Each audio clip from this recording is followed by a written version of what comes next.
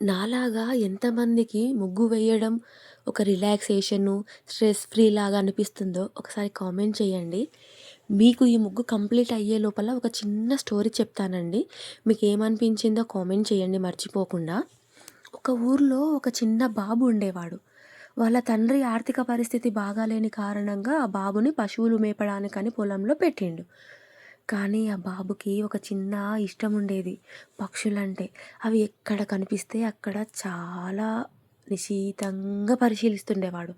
అలా ఒకరోజు తన అబ్జర్వేషన్‌లో భాగంగా ఒక చెట్టు పైన ఒక గూడు కనిపించింది. ఏంటా అని దగ్గరికెళ్ళి తొంగి చూస్తే అందులో ఒక గూడు కనపడింది. ఒక గుడ్డు సారీ. గుడ్డు కనపడింది. ఇగ ఎక్సైటెడ్‌గా ఫీల్ అయ్యి ఆ గుడ్డుని తనతో పాటు తీసుకొనొచ్చి వాళ్ళ ఇంట్లో ఆల్రెడీ పొదుగుతున్న కోడి పిల్లల గుడ్డులో పెట్టిండు. కొంతకాలానికి ఆ గుడ్డు కోడి పిల్లలతో పాటు కూడా పొదిగింది. అందులో నుంచి ఒక పక్షి బయటకొచ్చిందండి. చాలా బాగుంది. దృఢంగా కనపడింది. ఆ పక్షి మిగతా కోడి పిల్లల్లాగే నడవడం, తినడం స్టార్ట్ చేసింది. కానీ పెరుగుతున్న కొద్దీ అది తేడా తెలుస్తుంది మిగతా పిల్లలకి, దానికి. అప్పుడు అనుమానం స్టార్ట్ అయ్యిందండి దానికి. ఇది తన జీవితం కాదేమో అని. ఆ నమ్మకంతో తాను ఎగురుతూ, ఎగురుతూ ఎన్నో సార్లు ప్రయత్నించింది. తన నమ్మకమే చాలా ఎగరగలనన్న కోరికని బలంగా చేసింది. ఒకరోజు గద్దపిల్ల తన విశాలమైన రెక్కలని విరుచుకొని పైకి ఎగరేందుకు ప్రయత్నించింది. అలా ఎగురుతూ, ఎగురుతూ పైకి పైకి పోయింది. పై ఎత్తుకు ఎగిరిన గద్ద ఎత్తైన చెట్టు కొమ్మ పైన ఉన్న గూటికి చేరింది. అప్పుడు తన విధి కంచె లోపల తిరిగే కోడిపిల్లలాగా జీవించడం కాదన్న నమ్మకము గద్దకు కలిగింది.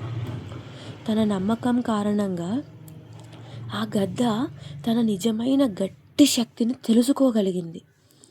ఇప్పుడు ఆ గద్ద ఎత్తైన చెట్టు కొమ్మ పైన నివసించే ధైర్యానికి, స్వతంత్రానికి చిహ్నంగా అమెరికాకే గరుడ పక్షిలాగా మారింది.